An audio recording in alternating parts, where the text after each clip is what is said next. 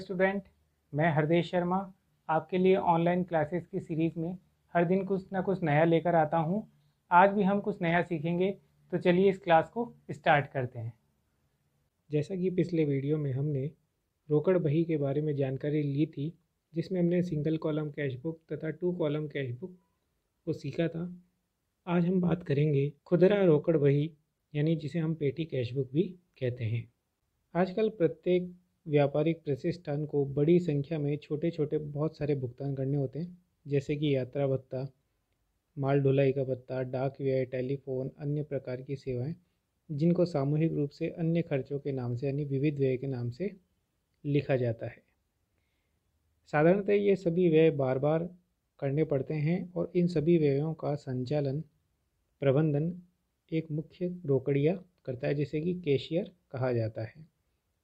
वह उनकी प्रविष्टियां मुख्य रोकड़ बही में यदि करने लग जाए तो ये संपूर्ण प्रक्रिया हमारे कैशियर के लिए बहुत ही बोझिल हो जाएगी। इनसे बचने के लिए जो मुख्य रोकड़िया होता है, वह अपने बड़े बड़े व्यापारिक प्रतिष्ठान एक अन्य छोटे रोकड़िए को यह कार्य दे देता है, जिसे हम खुदरा रोकड़िया कहते हैं। वह उसकी नियुक्ति करता है। कौन करता है? मुख्य रोकड़िया ही खुदरा रोकड़िया की नियुक्ति करता है तथा सभी खुदरा खर्चों को अलग रोकड़ बही के अंदर लिखा जाता है। इस प्रकार खुदरा रोकड़िया द्वारा बनाई गई पुस्तक को ही खुदरा रोकड़ बही कहते हैं। अब देखिए इस प्रणाली में होता क्या है। खुदरा रोकड़िया पेशगी अग्रिम प्राप्ति के आधार पर करता है, यानी उसे मुख्य रोकड़िए के द्वारा खुदरा रोकड़िया को एडवांस में पैसा खर्च करने के लिए दिया जाता है। इस प्रणाली के अंतर्गत एक निश्चित राशि, जैसा कि हम मान लेते हैं कि 2000 रुपये, खुदरा रोकड़िया को एक निश्चित अवधि यानी महीने की प्रथम तारीख को दे दी जाएगी। वह इस राशि को हमेशा पेशगी या अग्रिम ही प्राप्त करता है, यानी हर महीने उसे 2000 रुपये खर्च करने के लिए प्राप्त हो जाते हैं और उसे वो महीने भर 15 दिन के आधार पर खर्च करता है। ये जो क्रिया है वह साप्ताहिक, पाक्षिक तथा मासिक हो सकती है। खुदरा रोकड़िया इन छोटी राशि के व्ययों का भुगतान इस मुख्य राशि से करता रहता है और जब इसका एक बड़ा भाग जैसे कि 1780 रुपये उसके खर्च हो जाते हैं तो वह मुख्य रोकड़िए से इसकी राशि प्राप्त कर लेता है और अगले खर्चों के लिए उस बड़े भाग को उपयोग में लेता है और इस प्रकार आने वाले समय के खर्चों के लिए फिर से वह राशि 2000 रुपये प्राप्त कर लेता है। खुदरा रोकड़िया को यह भुगतान छोटे खर्चों की लगातार आवृत्तियां होने पर यह साप्ताहिक, पाक्षिक और मासिक किसी भी रूप में हो सकता है। खुदरा रोकड़ बही में सामान्यतः भुगतान पक्ष यानी कि जमा और कई स्तंभ होते हैं, यानी और भी कॉलम्स बनाए जाते हैं और प्रत्येक व्यय की मद को उस एक कॉलम के अंदर लिखा जाता है और इन सभी भुगतान पक्षों के अंतिम स्तंभ को विविध व्ययों के नाम से जाना जाता है। चलिए अब इसके फॉर्मेट की बात करते हैं। फॉर्मेट को एक उदाहरण के द्वारा देखते हैं। जैसे कि समायरा ट्रेडर्स के खुदरा रोकड़िए को श्री मोहित को 1 मई 17 को प्रमुख रोकड़िए के द्वारा 2000 रुपये प्राप्त होते हैं। वह माह के लिए खुदरा व्ययों का ब्यौरा इस प्रकार लिखता है। यहाँ पर तिथियाँ हैं, ये हमारे लिए पर्टिकुलर ब्यौरा है और यहाँ पे उस खर्च की गई राशि है। 1 मई को तो उसे पैसा मिल गया था, लेकिन 2 मई से उसने सारा खर्चा चालू किया, जिसमें ऑटो का किराया, कुरियर सेवाएं, डाक, रबड़, स्पीड पोस्ट, टैक्सी का किराया, जलपान, ऑटो किराया और उन सब की ये राशियाँ। इस प्रकार और भी बहुत सारे खर्चे हैं हम देख रहे हैं। इन सभी खर्चों को किस प्रकार खुदरा रोकड़ बही में लिखा जाता है। खुदरा रोकड़ बही इस प्रकार तैयार की जाएगी। सर्वप्रथम समायरा ट्रेडर्स की कंपनी में पुस्तकों का नाम लिखा जाएगा। सबसे पहले हमारा कॉलम होगा प्राप्ति की राशि, उसके बाद द्वितीय कॉलम होगा तिथि का, उसके बाद विवरण का, उसके बाद हम कोई बीजक संख्या में दे रखी है तो वो लिखेंगे और हमने जो भुगतान की है उस भुगतान की गई कुल राशि को हम इस कॉलम में लिखेंगे और भुगतान कौन कौन से कॉलम वाइज हुआ है उस कॉलम्स के नाम लिखेंगे, जैसे डाक व्यय, दूरभाष, परिवहन, स्टेशनरी और विविध व्यय। यानी डाक, दूरभाष, परिवहन और स्टेशनरी के अलावा जो अन्य खर्चे हैं उसे विविध व्यय के नाम से लिखा जाएगा। अब प्राप्त राशि हमें कितनी हुई, पहले कॉलम में हम 2000 रुपये लिख देंगे।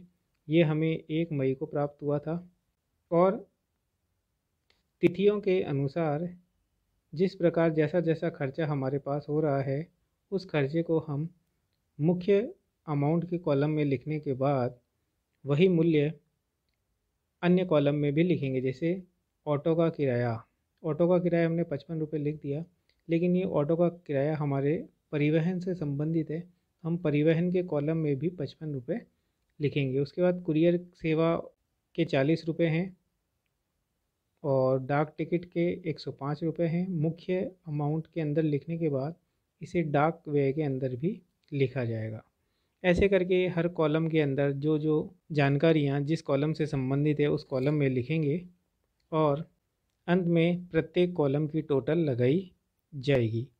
ये सभी टोटल हमारे मुख्य टोटल से मैच होनी चाहिए, यानी कि यहाँ जो टोटल हम लिखेंगे उससे मैच होनी चाहिए। फिर इसके आधार पर खातों का शेष निकाला जाएगा, क्लोजिंग डिफरेंस, और ये क्लोजिंग डिफरेंस 2000 की टोटल लगाने के बाद हमें प्राप्त हो जाएगा। तो जो खुदरा रोकड़िया होता है वह मुख्य रोकड़िए से जो खर्च की गई राशि है वह वापस प्राप्त कर लेगा और बचा हुआ डिफरेंस उसने अब अगले महीने जून के अंदर उसने 513 रुपये तो उसके पास शेष बचे हैं, तथा मुख्य रोकड़िए से उसने जो खर्च हुई राशि है उस खर्च हुई राशि को प्राप्त कर लेगा। अब उसे कुल मिलाकर के 2000 रुपये वापस प्राप्त हो गए हैं अगले महीने खर्च करने के लिए। रोकड़ बही के बाद नेक्स्ट दूसरे नंबर पे जो बही है उसे कहते हैं परचेज बुक। परचेज बुक नाम से स्पष्ट है कि इस बही में से संबंधित सभी प्रकार के उधार क्रय को क्रय रोजनामचे यानी परचेज बुक के अंदर लिखा जाता है। तो आपको यहाँ पे ये ध्यान रखना है कि हमें उधार क्रय पर ध्यान देना है। जो भी हम उधार क्रय करेंगे उसे इस परचेज बुक में लिखेंगे और जो हम नगद में क्रय करते हैं उस सभी का लेखा हमें रोकड़ बही के अंदर करना है। अन्य उधार क्रय जैसे कि कार्यालय संबंधी सामान, फर्नीचर, भवन, यदि हम उधार खरीदते हैं तो उसका अभिलेखन साधारण जनरल के अंदर किया जाता है। जनरल बुक जो हम बनाते हैं उसके अंदर इसका लेखा करेंगे, और यदि उनकी खरीद नगद में होती है तो उनका लेखा फिर रोकड़ बही के अंदर ही किया जाएगा। इस प्रकार आपको ये ध्यान हो गया कि हमें केवल माल से संबंधित लेखा इसके अंदर करना है और वह भी उधार होना चाहिए। यहाँ पर आपको रोकड़ बही का फॉर्मेट नज़र आ रहा है। इस फॉर्मेट में सबसे पहले तिथि, कोई बिल की बीजक संख्या हमें दे रखी है, उसके बाद आपूर्तिकर्ता का नाम हम यहाँ पे लिखेंगे और उसका विवरण लिखेंगे।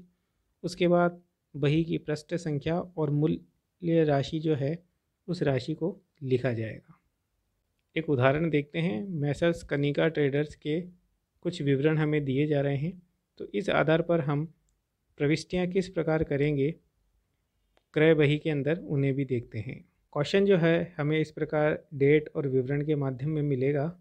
4 अगस्त को मैसर्स नीमा इलेक्ट्रॉनिक से हमने माल क्रय किया, बीजक संख्या में दे रखी है। 20 छोटे आकार के टेलीविज़न्स जिनका एक का मूल्य 2000 रुपये है। 15 टैप रिकॉर्डर खरीदे जिसका मूल्य 12500 है, और इन सभी वस्तुओं पर हमें ट्रेड डिस्काउंट प्राप्त हुआ है 20%। अब यहाँ पे ये जो नीमा इलेक्ट्रॉनिक से हमने माल क्रय किया ये उधार क्रय किया गया है तो इसका लेखा किया जाएगा। दूसरा है पवन इलेक्ट्रॉनिक से माल खरीदा, ये भी उधार का है। नॉर्दर्न इलेक्ट्रॉनिक से माल खरीदा, यह भी उधार की प्रविष्टि है।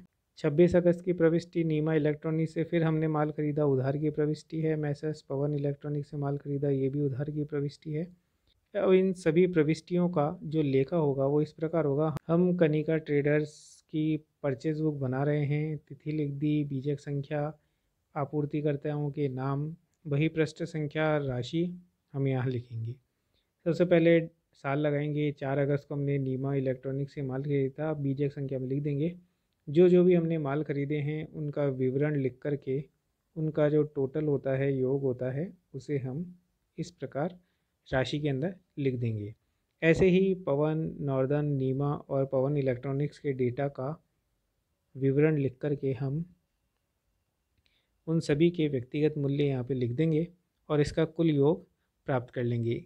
ये 31 तारीख का योग है जिसे हम परचेज बुक के नाम से भी एंट्री कर सकते हैं इन व्यक्तियों के नाम और हमारा परचेज अकाउंट बन जाएगा। बात करते हैं क्रय वापसी बही की। इस पुस्तक में उधार क्रय किए गए माल की वापसी से संबंधित लेखा किया जाता है। यानी परचेज रिटर्न बही के अंदर हम केवल जो माल उधार खरीदा था उसकी यदि वापसी होती है तो ही इस बही में उसका लेखा किया जाता है। कई बार विभिन्न कारणों से माल के आपूर्तिकारों को खरीदा गया माल वापस किया जाता है। जैसे माल में आवश्यक गुणवत्ता की कमी होती है, यानी जो हमने माल मंगवाया वह माल उस रूप में नहीं आता है जैसा हम मंगाना चाहते हैं, उसमें कुछ कमियां रह जाती हैं, माल दूसरा आ जाता है, माल में किसी प्रकार का दोष, टूटा फूटा, क्षतिग्रस्त माल आ जाता है। ये सभी कारण माल वापसी के हो सकते हैं। प्रत्येक क्रय वापसी एक डेबिट नोट यानी कि 2 प्रतियों में बनाया जाता है, जिसकी प्रथम प्रति आपूर्तिकर्ता को भेज दी जाती है, जिसमें वह अपनी पुस्तकों में आवश्यक प्रविष्टियां कर सके, और आपूर्तिकर्ता भी नोट बनाता है जिसे क्रेडिट नोट कहा जाता है। इसे हम आगे पढ़ेंगे। रोजनामचे में जनरल में क्रय वापसी के लिए अभिलेखन के लिए डेबिट नोट को स्रोत प्रलेख के रूप में प्रयोग किया जाता है। अब यहाँ पर परचेज रिटर्न बही का जो फॉर्मेट है वो आप देख रहे हैं। तिथि, बीजक संख्या, आपूर्तिकर्ता का नाम यानी नाम किए जाने वाले व्यक्ति का खाता यहाँ पे लिखा जाएगा, और मुख्य राशि कितनी है माल की वह लिखी जाएगी। बुक्स में 137 पेज पर आपको डेबिट नोट और क्रेडिट नोट की विस्तृत जानकारी मिल जाएगी। आप उसे यहाँ से देख सकते हैं कि कब डेबिट नोट और क्रेडिट नोट का उपयोग किया जाता है, और इनके जो फॉर्मेट्स हैं वो आपको डायग्राम्स 4.7 और ब और से के अंदर नज़र आ जाएंगे। यहाँ पर नोट जारी करने वाली फर्म का नाम है, हम डेबिट नोट बना रहे हैं जिसमें आपूर्तिकर्ता का नाम, फर्म का नाम, राशि और तिथि लिखी जाती है। वहीं क्रेडिट नोट के अंदर भी नोट जारी करने वाली फर्म का नाम, फर्म का पता, क्रेडिट नोट की संख्या, ग्राहक का नाम और माल वापसी चालान संख्या और माल का ब्यौरा इसके अंदर रुपए के आधार पर लिखा जाता है, और मैनेजर के हस्ताक्षर होते हैं।